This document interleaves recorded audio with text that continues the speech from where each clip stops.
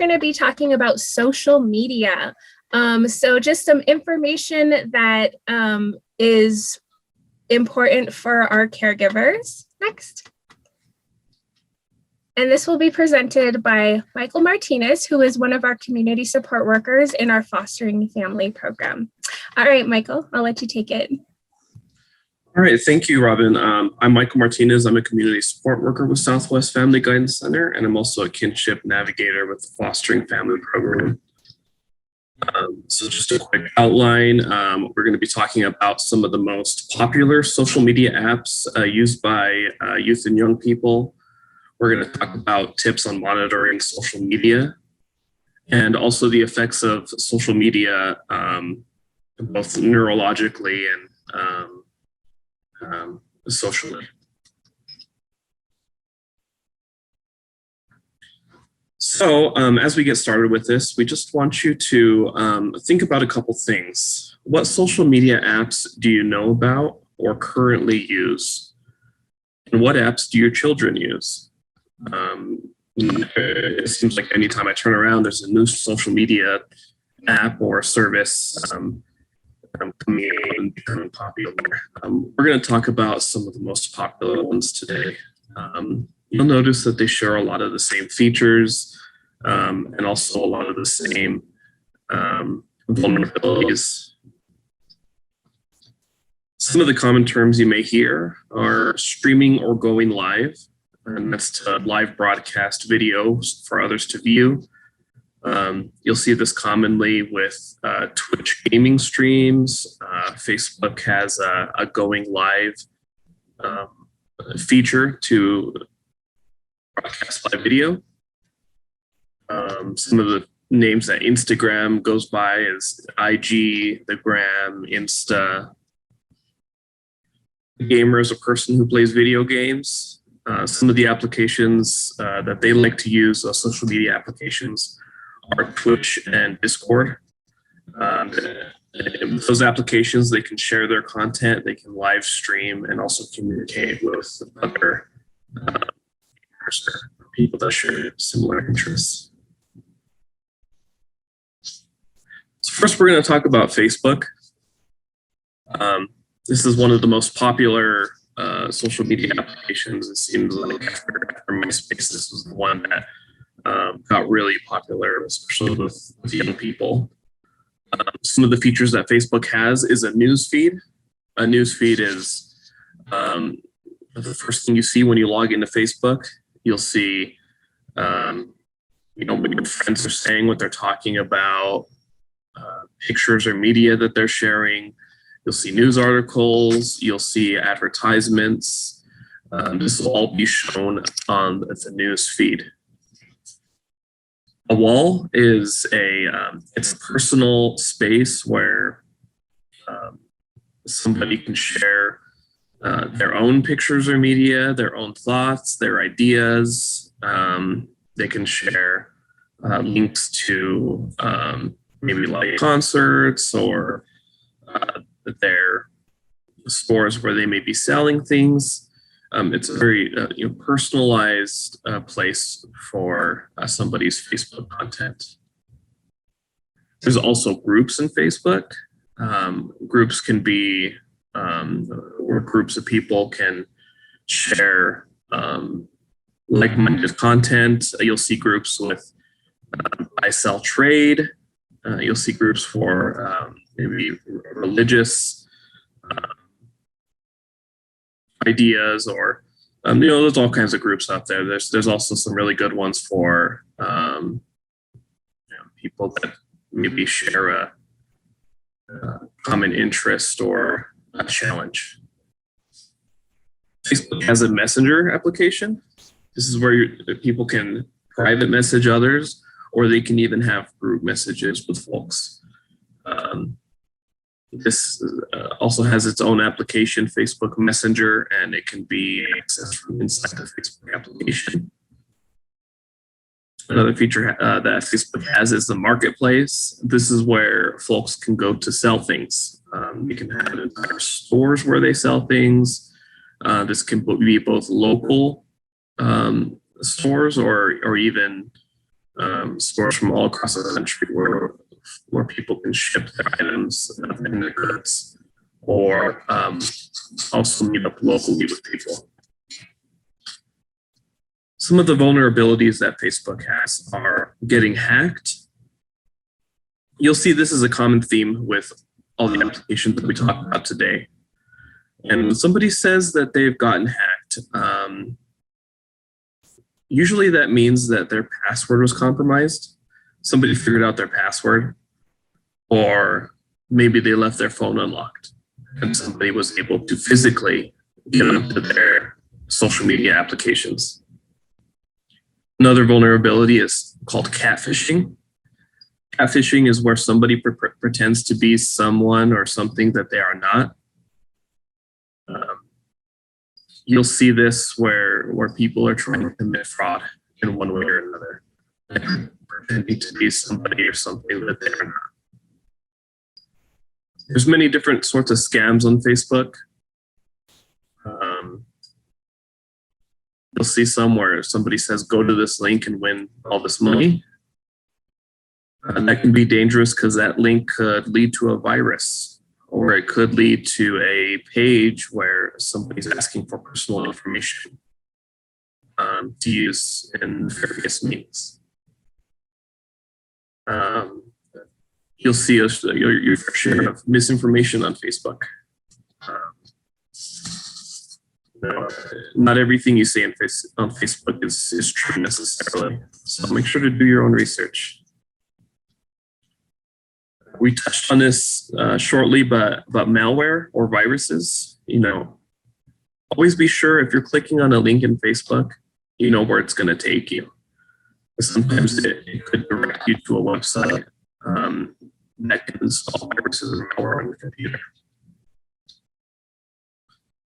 And then bullying. Bullying has been and continues to be rampant on Facebook. This affects people pretty severely, or people will gang up on others, or share images about others, or stories about others. That can be really hurtful. You'll also see bullying common throughout all these social media applications for the most part. So just keep that in mind. Snapchat's another popular one. This one's famous for photos and video sharing, and also messaging. I believe those are the most popular features of Snapchat. Some of the vulnerabilities are, again, getting hacked, and also the chat, both the video and the text chat, they are not saved by default. And that means if you go to maybe look at your children's Snapchat, you probably won't be seeing any of the content that is being shared with them or they're sharing with others. And that can be dangerous because you don't know what kind of content your young person is accessing on Snapchat. Another vulnerability on Snapchat is that when you have this installed and you have an app, you're logged into an account, it shares where you are on a map, on a world map. So you can see where your friends are in real time on a map. This is dangerous for people that may be stalking others. This is dangerous because there's been robberies involved. Where, hey, Michael's at the mall right now. Nobody's probably home. That'd be a good opportunity for somebody to possibly take advantage of somebody by knowing exactly where they are. This can be disabled, but it is on by default. So just keep that in mind. Twitter, this is a blogging social media. You're allowed to share text or media, text up to 142 characters, I believe.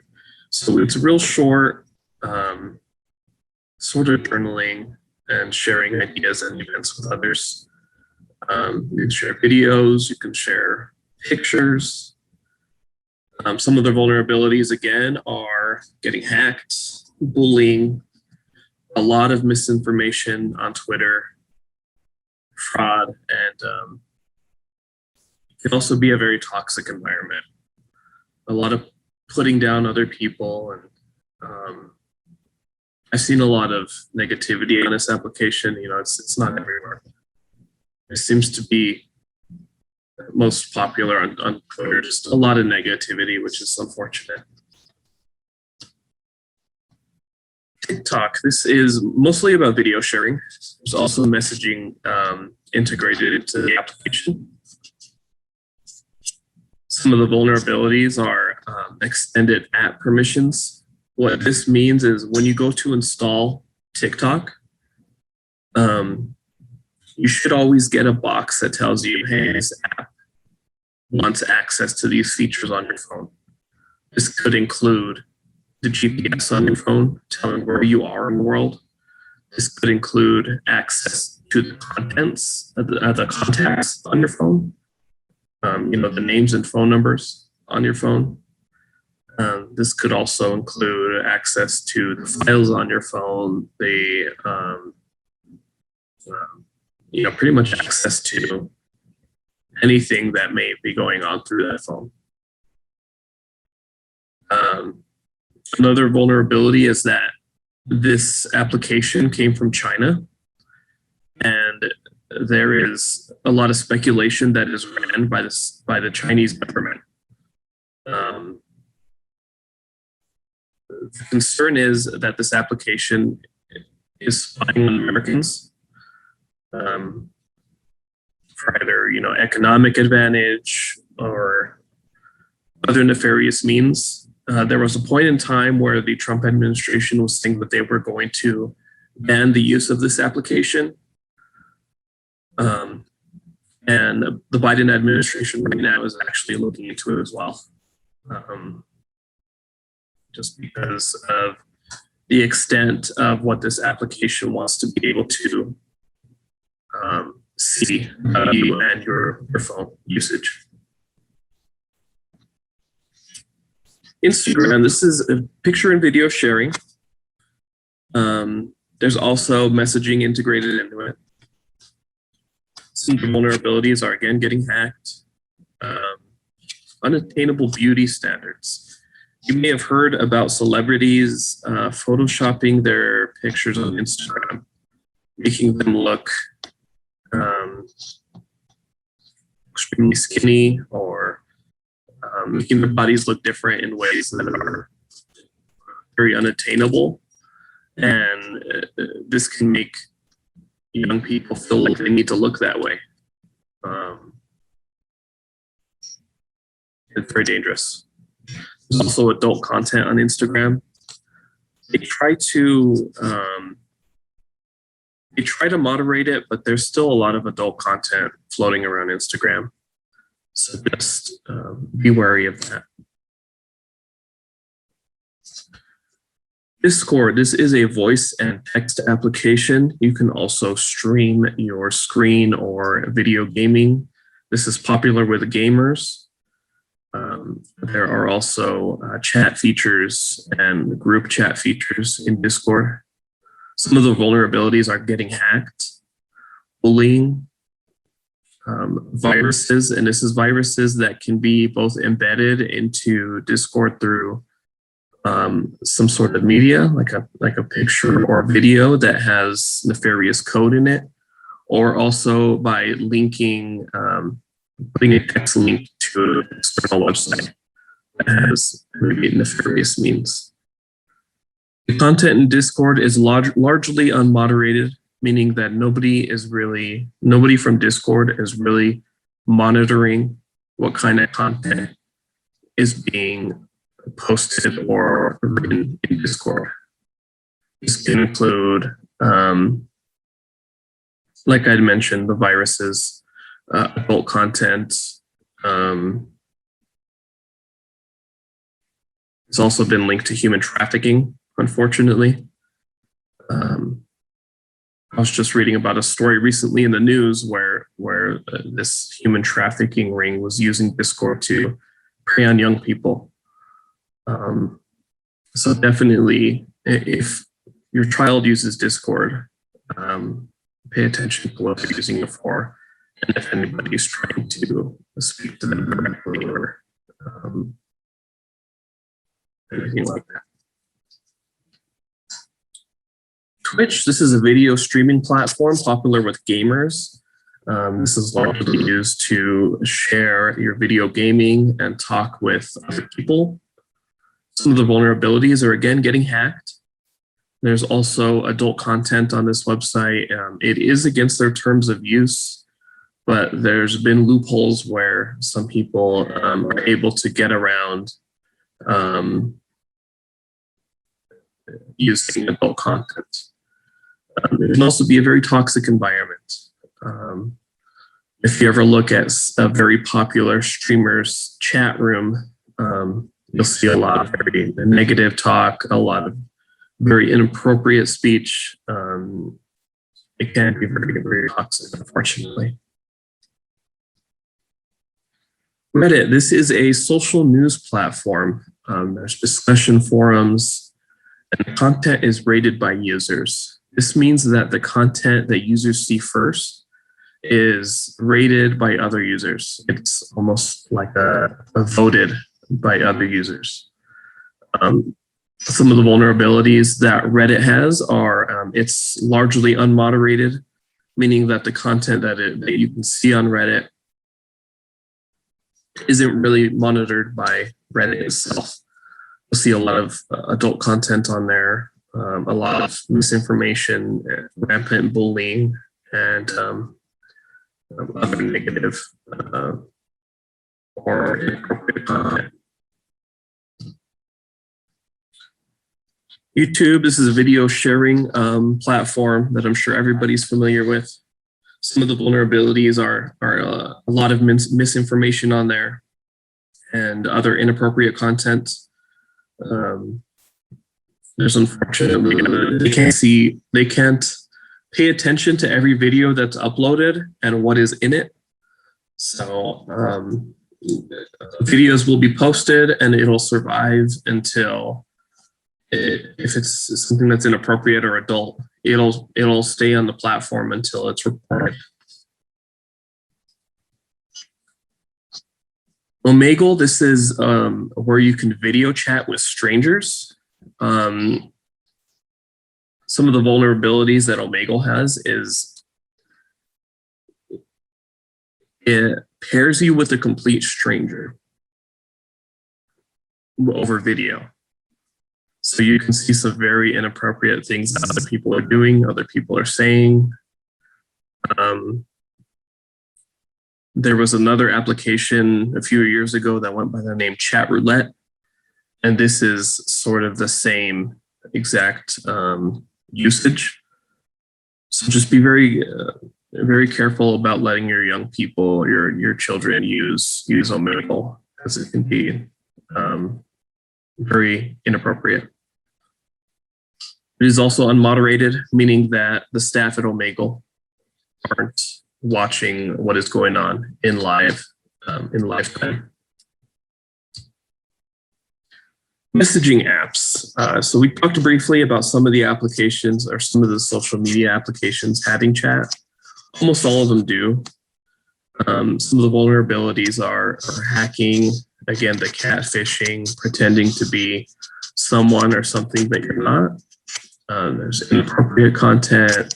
There can be lots of scams.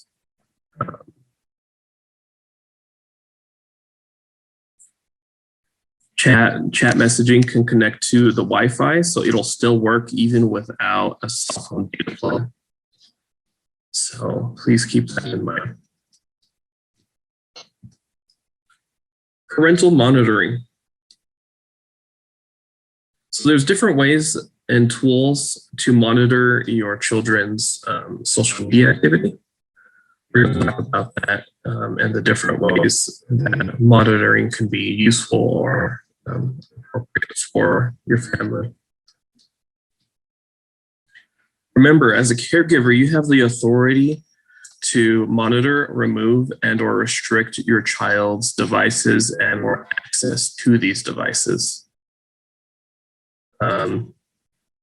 I have a 14-year-old, so I have a lot of these challenges with social media.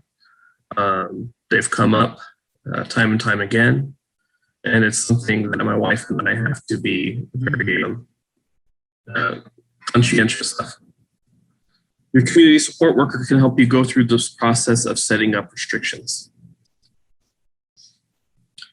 Monitoring strategies, physical monitoring of devices. So knowing what devices that your child has access to.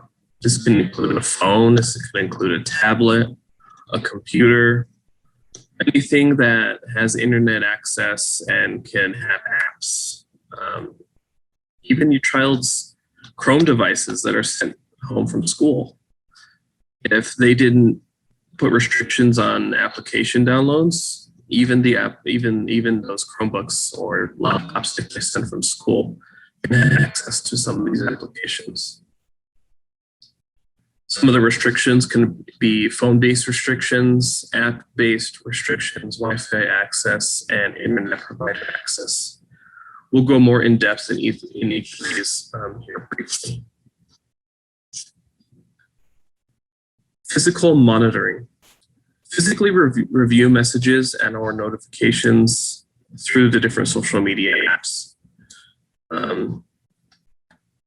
So every family will have different strategies as far as physical monitoring.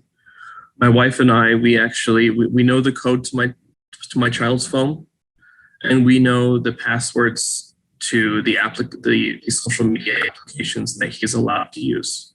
And I say he's allowed to use because we don't let him use every application that he wants to. We only allow him to use the applications that we feel are safe and that he is mature enough to use.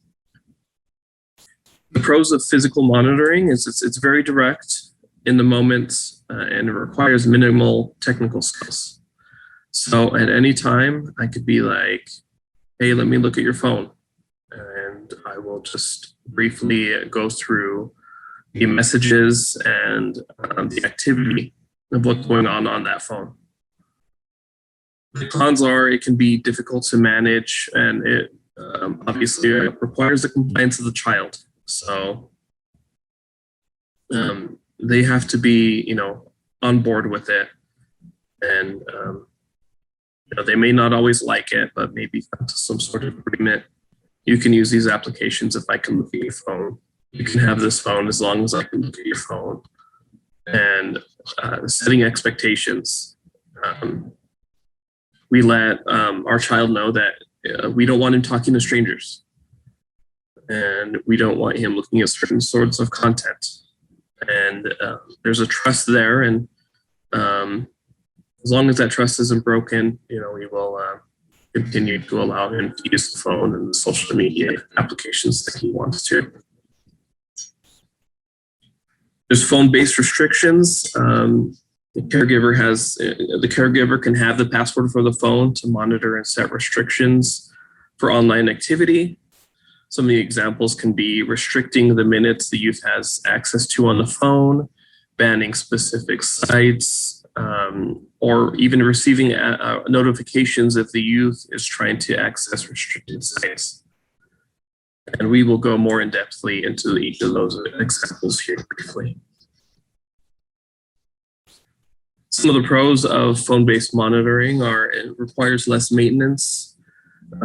You don't have to negotiate with the youth, and it can be very customizable. Some of the cons are you may have to reset the password to the Wi-Fi or the phone if the youth learns it. And it can require slightly more technical knowledge. There are app-based restrictions, monitoring program that you can set up to monitor the youth's activity on their phone. Now, Apple has built-in parental features. You can allow them to only download specific applications that are rated a certain way. You can monitor how much time they're spending on the phone, how much time they're spending on each app. It's very powerful.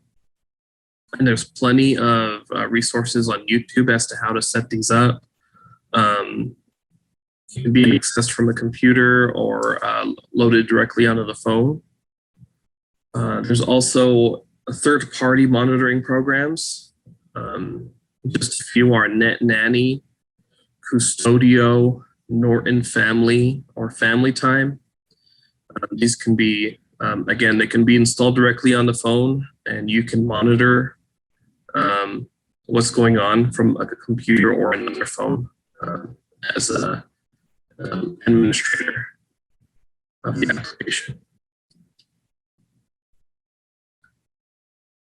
Some of the pros of the app-based restrictions are it's more difficult for the youth to work around. You set up the restrictions, and you alone have the password for the parental controls. They can sometimes require a fee. This could be a one-time fee or a subscription-based service. And it can require some technical knowledge to set up, but these services are pretty good about having training videos and other resources either on YouTube or on their website. Restricting Wi-Fi access. There was a time when we would physically have to unplug the modem at night. And nowadays, internet carriers actually have parental controls built in, and we will go into that here in a couple slides. Some of the pros of physically taking the modem are it requires minimal skill. It's just unplugging it and putting it away. You can disable that disables Wi-Fi, but it also disables Wi-Fi for everybody and all the devices in the house. It requires physical monitoring, and it does not stop cell phone data. So cell phone data will continue to be allowed to be used even if your Wi-Fi router is unplugged. Other Wi-Fi strategies are changing the Wi-Fi passwords frequently. Youth will have to earn Wi-Fi access privileges. So one example that my family uses is, actually, let me go to the next slide, is internet provider restrictions. This can be device monitoring services that may be available through your internet provider. Some services can also include GPS tracking, which can be really helpful just for that peace of mind of knowing where your child is. Some examples are Xfinity parental controls and Verizon Smart Family. So here at home, I have it set up so my child has a profile on our Xfinity internet, and I have all of his devices added to his profile. And what this allows me to do is this allows me to pause his internet access at any time. I can also set up a schedule. So the access is disabled during the school day and when he's expected to complete his homework and his chores. And then the internet resumes again in the evening during the time period that we allow him to have internet for his video gaming or social media. Some of the pros of internet provider restrictions are monitoring and restrictions set up by caregivers. GPS can track your use physically. One of the cons is that this can require a specific internet or phone plan. This could be an add-on or an extra cost for the monitoring. And then I want to talk briefly about credentials. Credentials are, it's a username and password. It's important to know your child's email credentials and the logins for social media apps. This is also including the device lock code or password. I want to talk briefly about creating strong passwords. It's important to create strong passwords because there are ways for hackers to be able to guess somebody's password. And this is either by people using easy to guess passwords like their birthday or a significant other's name or a child's name. A strong password is usually 8 or more characters long, includes an uppercase letter, a lowercase letter, a number, and a special character. A couple years ago, one of my passwords was guessed by somebody, and they were able to spend some of my money. This was really a wake-up call for me because I always knew that I should have used strong passwords, but I got kind of lazy about it. And once I had lost some money, unfortunately, at that point, I created a different password for every application I use. And it did make things a little bit more inconvenient until I got used to it. But now I feel safe in knowing that my password can't be easily accessed by somebody who shouldn't have it.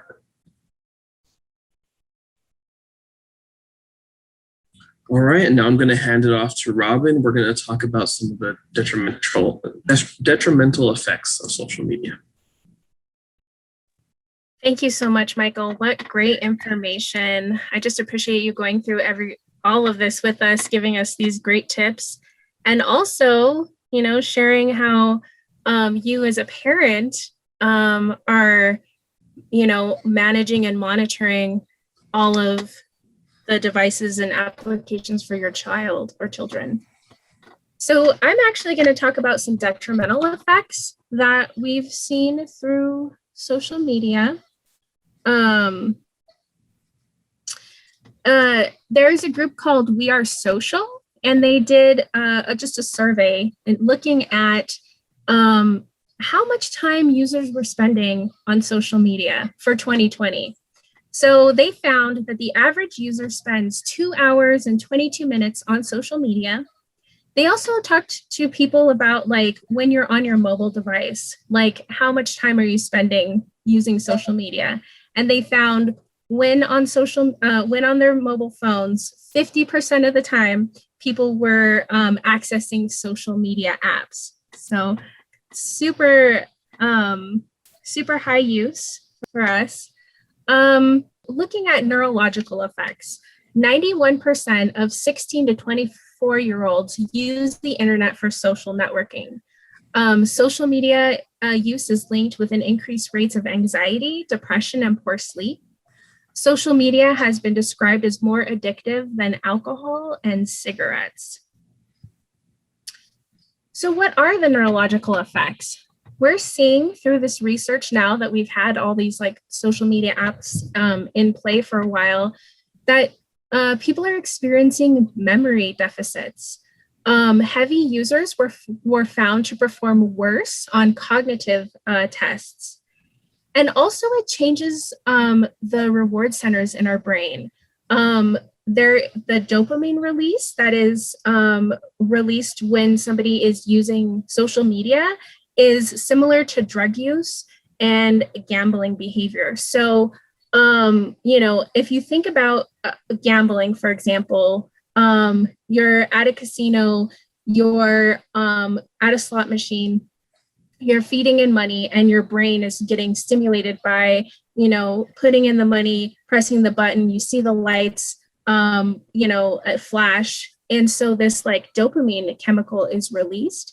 And so it's the same thing with social media. Researchers have found out as, users are opening up these apps, getting this instant reward, which is why we're seeing some memory deficits because, users are expecting this instant gratification. So not really focusing on the long-term information that's being conveyed to them. We also have found social media use has been linked to mental distress. for adolescents, the more social platforms that an adolescent used increased the symptoms of depression and anxiety. Researchers found that teens who spent 5 or more hours online were 71% more likely to have increased risk factors for suicide compared to those who only spent 1 hour a day. So something really, as you caregivers are, being cautious for your teens and your youth, really thinking about, as Michael said in the beginning, what apps are they using and how long are your children being exposed to social media? Something that comes up very often for our youth and our teens is cyberbullying. And I just wanted to give a definition just of what cyberbullying is in general. So cyberbullying is a willful and repeated harm, such as harassing, humiliating, or threatening texts or images inflicted through the internet, interactive technologies, or mobile phone. 4 out of 10 Americans, so this is youth and adults, have experienced some type of online harassment, and 43% of teens aged 13 to 17 reported that they have experienced cyberbullying in the past year. This group called Ditch the Label, they did a survey. They have an annual bullying survey that they conduct, and this one is a little bit old, so this is from 2017. But when they looked across, what apps are people really getting bullied on or cyberbullied, they found the highest was Instagram with 42%. 37% of users had reported like Facebook was where they were getting bullied. Snapchat was 31, WhatsApp is 12, YouTube is 10, and Twitter was 9%. And just to keep in mind, this is only what users reported. A lot of people don't report getting bullying. As we know, just the same as it would be in person, cyberbullying often goes unreported.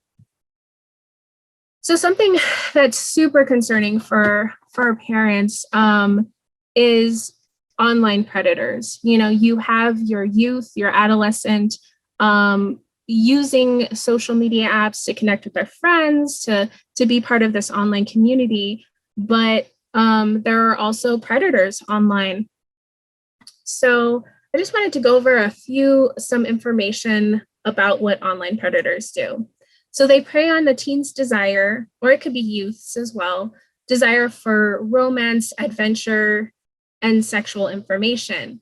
They develop trust and secrecy. They manipulate the child by listening and sympathizing with the child's problems and insecurities. They affirm feelings and choices of the child. They exploit natural sexual curiosities of children. And they ease inhibitions by gradually introducing sex into conversations or exposing them to pornography. Predators, they also flatter and compliment the child excessively. They send and invest, time, money, and energy into grooming the child. So grooming, this whole process is actually called grooming behaviors. It's getting close to a child to be able to manipulate them in for sexual or other reasons. They develop this online relationship that's romantic, controlling, and upon which the child can become dependent. Their goal is to drive this wedge between the child and the caregivers or the child's friends as well. And so we often see this too in terms of if a child is having an issue with their caregivers, maybe they wanted to stay up later and their caregivers are just saying, no, your bedtime is 10 p.m., for example. Well, the child can go complain to this online predator, and the online predator is, they're saying, oh, your caregivers are just so, not supportive, and, you deserve this later bedtime. So they're really affirming what the child is feeling. They make promises of exciting, stress-free life tailored to the youth's desires. They'll also make threats and often will use child pornography featuring their victims to blackmail them into silence or also even potentially like harm the family.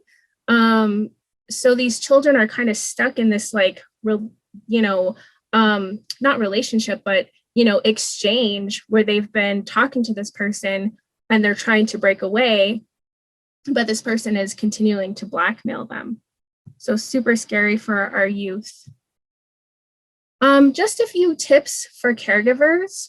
Obviously, monitor what your children have access to, limiting the amount of time that they spend on a device, establish rules about social media use in your household. I cannot stress this one enough. Keep an open dialogue with your children. You know, as they're getting older, their access to social media is going to change, you know, and having this open dialogue with them as they're, you know, growing up is just going to be so helpful and keep you in the loop. So you're not, you know, just coming across a situation as it's like already out of control. You're knowledgeable of what your children has access to. Talk about the dangers of social media. So, you know, if a child is saying it's so unfair, you don't let me do X, Y, and Z, you know, you can say, these are the reasons why, you know, and really just show that you're there to protect them and keep it. And again, back to that open dialogue, letting them know that you're always there if they're ever having any issues going on, so they can come to look to you for help instead of being worried that, you know, oh, I was using this app and I shouldn't have been. Well, yes, that happened, but you can always come to me. You know, is somebody bullying you? Do you need that support? Look for resources to educate yourself on the latest apps and security measures. So in terms of resources, there is a group, a website called connectsafely.org. This one has a lot of, you know, step-by-step guides in terms of like how to set up parental controls. They have one for Amazon Kids, there's Apple, there's Google, Microsoft, then they have like YouTube for kids, you know, how to set these up. And then also in terms of just bullying, the National Bullying Prevention Center has a lot of information on cyberbullying tips for parents. I also, going through this, found Internet Safety 101, which is just internetsafety101.org. They had some amazing resources. I really liked this website. They have caregiver guides. They talk about all these different types of internet safety issues. So this website is definitely such a huge resource for caregivers. And then here was a few just references that we used in terms of like, you know, for the data that we presented today. And I just wanted to give a special thanks to Derek Rugsaken because he helped develop our presentation. He's out of town right now, but he did, you know, to help us put this together. So if you have any questions about setting up social media, or you can feel free to go to our website, fosteringfamily.com. But we also, you know, we have our community support workers who are available to help you, you know, set up any of these applications, look into what monitoring strategies you can implement into your own home.